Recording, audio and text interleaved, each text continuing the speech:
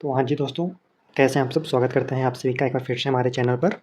तो जैसा कि पता है कि आप सभी को 12 तारीख से आप लोग का पेपर होने वाला है, चाहे वो जीएनएम का स्टूडेंट हो या आरएनएम का स्टूडेंट हो, जिनका भी है। फर्स्ट ईयर वालों को 12 से है एंड उसके ठीक 4 दिन बाद आपका सेकंड ईयर वालों का स्टार्ट पेपर है ना।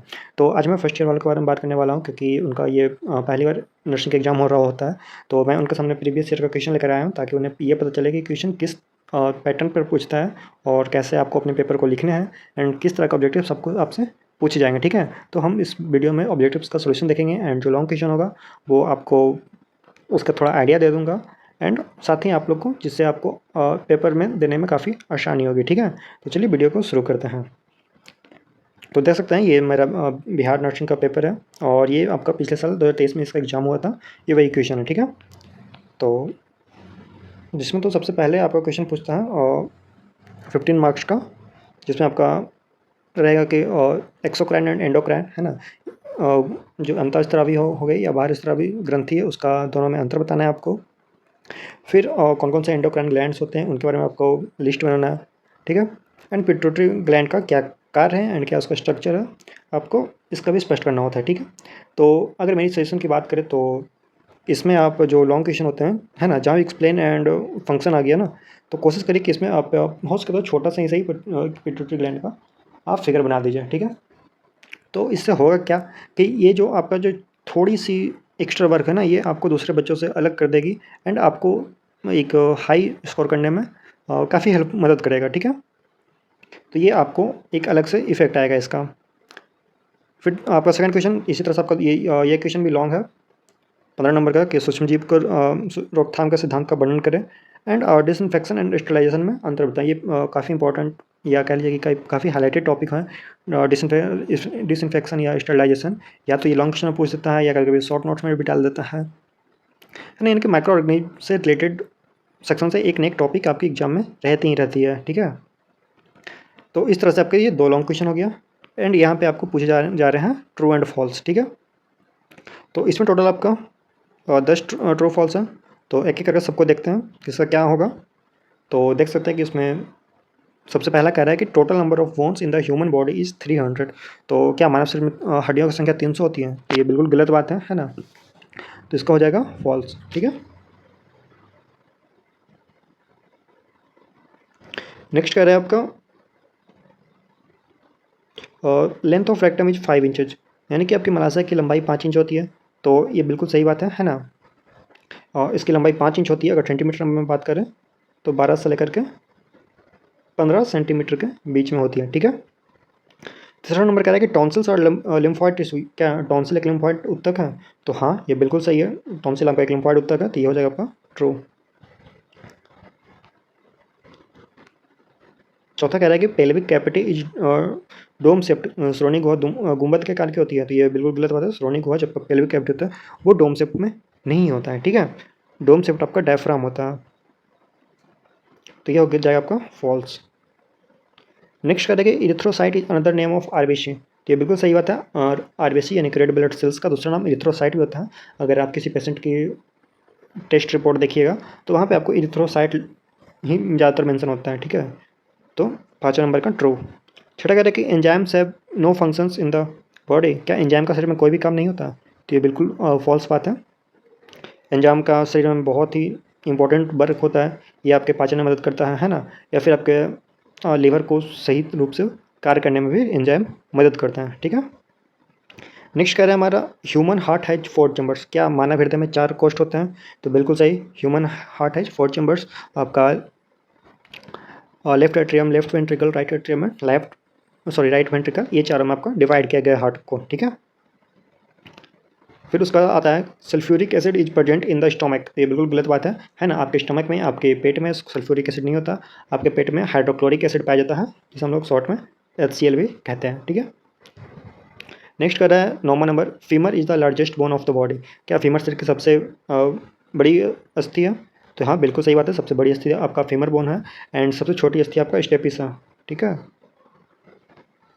स्टेपिस ये आपका स्मॉलेस्ट बोन हो गया एंड फीमर आपका लार्जेस्ट बोन हो गया। ठीक है, नेक्स्ट 10 पॉइंट का विटामिन के इज सोल्यूबल इन फैट। यहाँ पे टाइपिंग मिस्टेक हो गई थोड़ी। विटामिन के आपका पानी में अघुलनशील होता है, ये आपका फैट में घुलनशील होता है ना। तो यहाँ पे आप ध्यान दीजिए कि आपका जो विटामिन ए, डी, ई, के, ठीक है, ये जो आपका 4 विटामिन्स है, vitamin A, vitamin D, vitamin E and vitamin के, ये आपका फैट सॉल्युबल विटामिन है, यानी कि ये विटामिन सिर्फ वसा में घुलते हैं, वाटर सॉल्युबल नहीं है। बाकी इन चारों को छोड़ करके आपका बाकी विटामिन बी कॉम्प्लेक्स हो गई, विटामिन B12 की जो सीरीज है, ये सारा आपका क्या है, वाटर सॉल्युबल विटामिन है, ठीक है। चलिए अब नेक्स्ट चौथा क्वेश्चन आपको पूछा था कि आपको शॉर्ट नोट्स लिखना है पिट्यूटरी ग्लैंड पे, स्टेरिलाइजेशन पे, या बैक्टीरिया पे, या मेटाबॉलिज्म पे, यानी कि इन चारों में से किन्हीं 3 पर आपको शॉर्ट नोट्स लिखना होता है। एंड ये आपका 3 है तो कभी 15 नंबर का पूछ सकता है, जिसमें हर एक 5 नंबर का होता है। और इसमें कई कई बार आपको न्यूरॉन के बारे में भी पूछ देता है शॉर्ट नोट्स में, या फिर आपका जैसे कि हार्ट के पे पूछ सकता है, या किडनी पे, या फिर आपका जो सर्कुलेटरी सिस्टम है उस पर, डाइजेस्टिव सिस्टम, मतलब किसी भी एक इंपॉर्टेंट टॉपिक पर उठाकर आपको शॉर्ट नोट्स दे सकता है। तो आपको हमेशा 4 देंगे, 4 में से 3 पूछेगा, अगर 3 देगा तो 3 में से 2 पूछेगा, ठीक है। तो इस तरह से क्वेश्चन रहता है आपको। फिर जो 5वां होता है, इसमें कह रहा है कि मल्टीपल चॉइस क्वेश्चन है, इसमें आपको 4 में से कोई एक सटीक ऑप्शन चुनकर उसे टिक आउट करना होता है। तो सबसे पहले कहता है इसमें कि accessory structure of the I is, यानी कि आँख की अनुषंगी संरचना कौन है। तो आँख की अनुषंगी संरचना आपकी पलकें हैं, बाकी ये सारा लेंस हो गया, कोराइड हो गया, स्कैलरा हो गया, ये सब आपका मेन स्ट्रक्चर में आता है। तो इसका ऑप्शन हो जाएगा ए, आईलिड्स, ठीक है। जबकि पलकें हैं वो आपकी आँख की अनुषंगी संरचना है। नेक्स्ट दूसरा कार्य कि shape of the ovary is, यानी कि आपके ओवरी का शेप, यानी कि अंडाशय का आकार कैसा होता है। जो आपके ओवरी का शेप होता है वो आलमंड शेप होता है, यानी कि बादाम जैसा। आपको यहाँ पे हड़बड़ा करके पीयर शेप नहीं मार देना है, इसमें अक्सर बच्चे गलती करते हैं कि ओवरी देखा उन्होंने पीयर शेप लगा दिया, जो क्योंकि उनके मन में बैठा होता है कि यूट्रस से रिलेटेड होता है ना, क्योंकि आपका ओवरी भी क्या है, यूट्रस का एक पार्ट है। और यूट्रस का शेप अगर पूछेगा तो पीयर शेप होगा, अगर सिर्फ ओवरी का पूछेगा तो सिर्फ ओवरी का आलमंड शेप होगा। एंड जो डोम शेप होता है आपका, जैसे कि हमने ऊपर बताया था, डायफ्राम का ये शेप होता है, ठीक है। नेक्स्ट कह रहे हैं आपका कि एन एडल्ट यूरेटर, है ना, यानी कि एक वयस्क व्यक्ति की जो मूत्रवाहिनी है उसकी लंबाई कितनी होती है। तो उसकी जो लंबाई होती है वो बिटवीन 25 to 30 सेंटीमीटर के बीच में होती है। ऐसे अगर एवरेज की बात करें तो एवरेज आपका 26 सेंटीमीटर, ये आपका एवरेज लेंथ है। बट अगर रेंज की बात करें तो रेंज आपका 25 to 30 सही है। और कहीं कहीं पे अगर आपको 22 to 30 भी लिखा हुआ है ना, 22 यानी कि 22 से लेकर 30 सेंटीमीटर के बीच में है, तो सही होगा आपका, यही रेंज होता है। चलिए 4 नंबर क्वेश्चन कह रहा है कि ट्रैकिया इज ऑल्सो नोन है, यानी कि ट्रैकिया को दूसरा किस नाम से जाना जाता है। तो जाहिर सी बात है ट्रैकिया को आपको विंड पाइप के नाम से भी जानते हैं, ठीक है।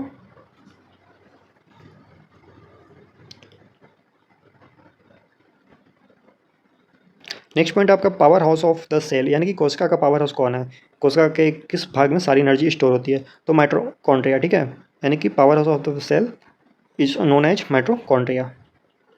ये बहुत ही इजी क्वेश्चन था, ये बहुत ही कह लीजिए कि लॉन्ग टाइम से चला रहा है।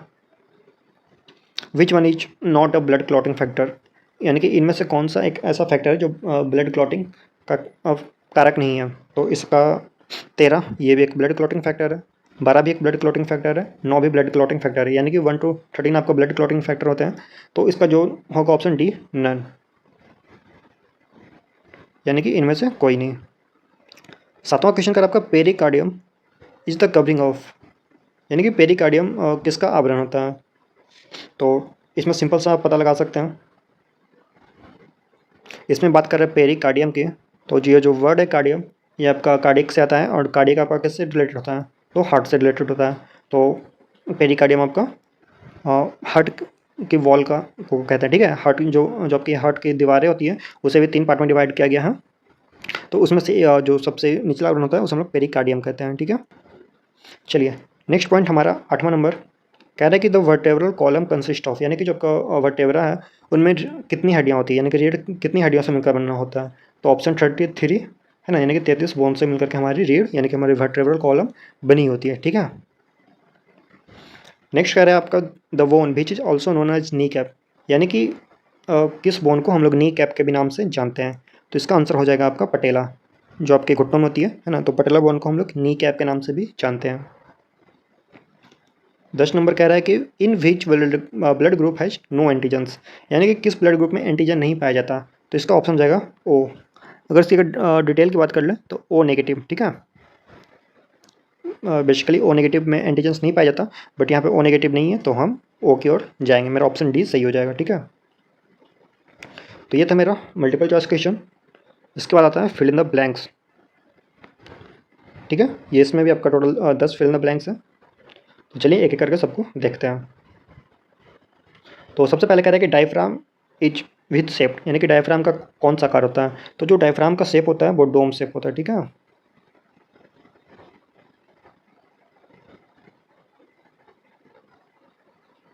DOME dome shape. ठीक है, डायफ्राम का आकार डोम शेप का होता है। नेक्स्ट क्वेश्चन कहता है कि द स्वेट ग्लैंड, यानी कि आपकी जो श्वेत ग्रंथियाँ होती हैं वो त्वचा के किस सतह में पाई जाती है। तो ये त्वचा के डर्मिस सतह में पाई जाती है, जो आपका डर्मिस लेयर होता है ना।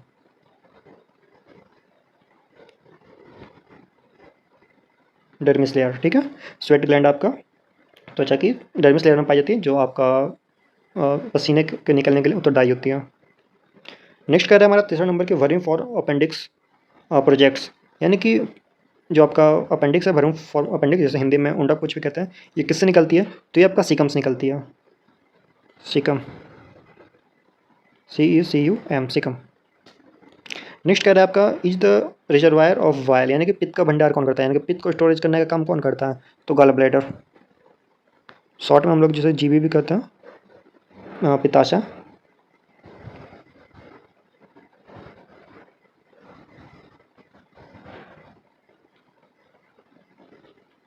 और आप लोग एक और बात ध्यान दीजिएगा, अगर पूछेगा कि पित्त का फॉर्मेशन कहाँ होता है, तो जो आपका वायल होता है उसका फॉर्मेशन आपका लिवर में होता है ना। ये हमने अपने जो लिवर वाली वीडियो है उसमें इंक्लूड किया टॉपिक को, लिवर का फंक्शन क्या है, उसमें क्या क्या काम होते हैं शरीर में, है ना। सारा डिटेल वीडियो है हमारे चैनल पर अवेलेबल है, आप चाहें तो जा करके देख सकते हैं। फिर फिफ्थ नंबर कह रहा है कि is the largest artery in the body, यानी कि शरीर की सबसे बड़ी धमनी कौन सी होती है। तो शरीर की सबसे बड़ी धमनी होती है महाधमनी, जिसे हम लोग आयोटा भी कहते हैं, आयोटा यानी कि महाधमनी।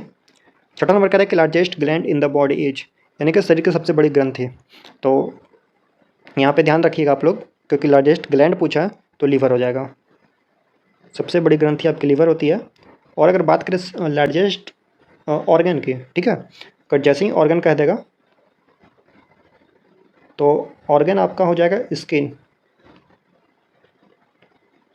तो यहाँ पे बच्चे भी मिस्टेक करते हैं, क्योंकि ये जो क्वेश्चन होते हैं बहुत ही कम डिफरेंस होता है, एंड इसमें बच्चे मात खा जाते हैं। अगर लार्जेस्ट ग्लैंड की बात हो करेगा तो आपको लिवर लिखना है, लेकिन अगर सेम लार्जेस्ट ऑर्गन की बात कर दे तो स्किन लिखना है ना, क्योंकि लीवर जो हमारा वो एक ग्लैंड है, न कि ऑर्गन है।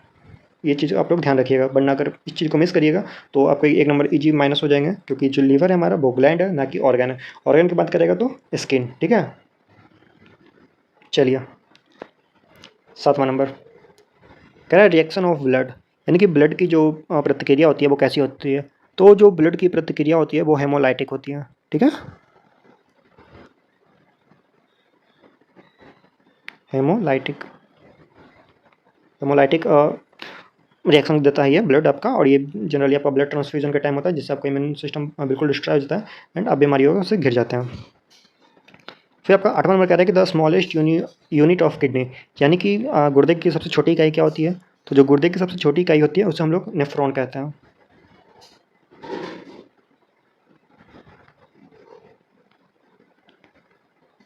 Smallest unit of kidney is nephron. Next question कह रहा है कि सेल्विया इज सेक्रेटेड बाई, जो आपका लार होता है वो किससे निकलता है। तो जो आपका लार होता है वो सेलिवरी ग्लैंड से निकलती है आपके।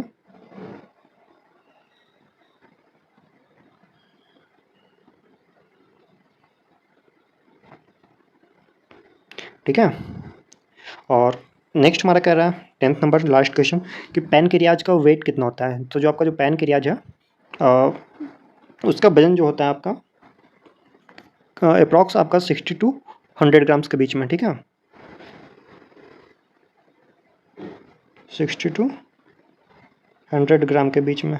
अगर कहीं कहीं आपको 70 से 90 ग्राम भी लिखा तो वो गलत नहीं है, वो भी सही है, बट 60 to 100 ये 10 ग्राम का ऊपर नीचे वेट लेकर चला जाता है, क्योंकि ये आपका रेंज है और हर व्यक्ति में उसका वजन अलग अलग होता है। एंड पैनक्रियाज तो आपका काफ़ी ज़्यादा इंपॉर्टेंट ऑर्गन है हमारी बॉडी के लिए, क्योंकि वो आपका इंसुलिन को सेक्रेशन पैनक्रियाज ही करता है। ठीक है, चलिए अब कह रहा है मैचिंग। तो इसमें हमें कॉलम ए को कॉलम बी से मिलाना है। तो सबसे पहले इसमें है पल्मोनरी वेन। तो जो पल्मोनरी वेन होता है उसमें कैसा ब्लड होता है, ऑक्सीजनेटेड, जिसे हम लोग सिंपल भाषा में शुद्ध खून भी कहते हैं। तो पल्मोनरी वेन में आपका ऑक्सीजनेटेड ब्लड पाया जाता है। नेक्स्ट कह रहा है ऑप्टिक नर्व। तो नर्व को हम लोग बाद में पकड़ेंगे। ऑप्टिक आ गया, तो जैसे ही ऑप्टिक आ गया तो ये ऑप्टिक हमारा आँख से रिलेटेड होता है, तो इसका ऑप्शन हो जाएगा ए, विजन। ठीक है। नेक्स्ट करें मायोमेट्रियम। मैंने पहले ही बताया था आपको, अगर मायोमेट्रियम है तो इसका ऑप्शन हो जाएगा यूट्रस से, एंड अगर यही आपको मायोकार्डियम रहता है तो आप सीधे उससे हार्ट से मैच करते हैं, तो वो नीचे होगा। तो चलिए आगे बढ़ते हैं ब्रेडिकार्डिया की ओर। तो ब्रेडिकार्डिया हो गया, तो ब्रेडिकार्डिया हो गया तो स्लो हार्ट रेट। ठीक है, ब्रेडिकार्डिया आपका स्लो हार्ट रेट। लेकिन अगर आपको ब्रेडिपिनिया रहता है, ठीक है, तो वो आपका होता है स्लो ब्रीदिंग रेट।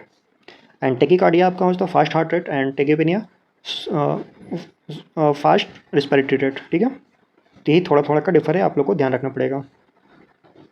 एंड जो आपका अर्धगोलाकार नली है, तो ये अर्धगोलाकार नली हो जाएगा आपका इक्विलिब्रियम से, संतुलन से। एंड मायोमेट्रियम सी का हो जाएगा ऑप्शन ई, यूट्रस। ठीक है, तो उम्मीद है आपको ये वीडियो पसंद आया होगा एंड क्वेश्चन समझ में आए होंगे। तो अगर पसंद है तो लाइक ज़रूर करें, एंड ताकि मैं आप लोग को इसी तरह आगे भी क्लासेस ले सकूं। PDF में आपका एक और ये रहा क्वेश्चन है। ये क्वेश्चन आपका अक्टूबर 2020 के बैच के बच्चों का है और फर्स्ट ईयर वालों का ही है। और कह लीजिए कि इस क्वेश्चन को मैं आपको अपने टेलीग्राम चैनल पर दे रहा हूँ, इस PDF को, जिससे आप वहाँ से डाउनलोड करके आप खुद से भी सॉल्व कर सकते हैं, है ना। और देखिए यहाँ भी एक डायग्राम बनाने का क्वेश्चन को, तो इस तरह से इसमें भी ऑब्जेक्टिव्स हैं कुछ आपके, और मल्टीपल चॉइस क्वेश्चन है, एंड आपका ट्रू फॉल्स है ना। तो इसे आपको टेलीग्राम से डाउनलोड करके खुद से भी सॉल्व करना है, जिससे आपको एग्जाम की प्रैक्टिस हो जाए। साथ ही इस तरह से आपको और भी ऑब्जेक्टिव की प्रैक्टिस करनी है तो आप हमें कमेंट जरूर करें, ताकि आप लोग के लिए मैं और भी क्वेश्चंस की PDF बना करके आप लोग के सामने लाऊं। ठीक है, एंड अगर आपको इस PDF का सॉल्यूशन चाहिए तो आप हमें कमेंट करिएगा, है ना। मैं इसके लिए भी इस क्वेश्चन को भी मैं आपको सॉल्व करवा दूंगा यूट्यूब पर ही। ठीक है, और नेक्स्ट क्लास में मैं कोशिश रहेगी कि फंडामेंटल ऑफ नर्सिंग की प्रीवियस की जितनी भी ऑब्जेक्टिव्स हैं उसे मैं करवा दूँ। करीब करीब आपका 2014 से लेकर के और 21-22 जितने भी बैच की एग्जामिनेशन हुई है, इससे बाहर आप लोग से कुछ भी नहीं पूछा जाएगा। जो भी पूछेगा, जितना मैं ऑब्जेक्टिव करवा रहा हूँ आप लोग का, उसी के अंदर में ही पूछेगा। ठीक है, साथ ही मैं आपको डिस्क्रिप्शन में टेलीग्राम चैनल का लिंक दे दिया हूँ, आप वहाँ से टेलीग्राम ज्वाइन कर सकते हैं। एंड डिस्क्रिप्शन में ही मैं अपना इंस्टाग्राम का भी लिंक दे दूँगा। जिन भी बच्चों को अगर कोई प्रॉब्लम हो वो हमें डायरेक्ट मैसेज कर सकते हैं, है ना। मैं उन्हें रिप्लाई कर दूँगा जैसे ही टाइम मिलेगा। ठीक है, एंड 12 अगस्त से जिन भी बच्चों का पेपर होने वाली है ना, यानी कि जो आपकी 12 अगस्त से बिहार नर्सिंग के फर्स्ट ईयर वालों का एंड सेकंड ईयर वालों का भी, जो उनका भी पेपर होने वाला है, वो अपना क्वेश्चन हमें एग्जाम देने के बाद सेंड कर दें, ताकि मैं उन सब का क्वेश्चन का सॉल्यूशन करवा दूं आप लोगों को यूट्यूब पर ही, है ना, ताकि आप लोगों को ये पता चले कि आप लोगों ने कितना स्कोरिंग किया है एंड कितना ना किया। ठीक है, तो तब तक हमारे साथ बने रहें। धन्यवाद।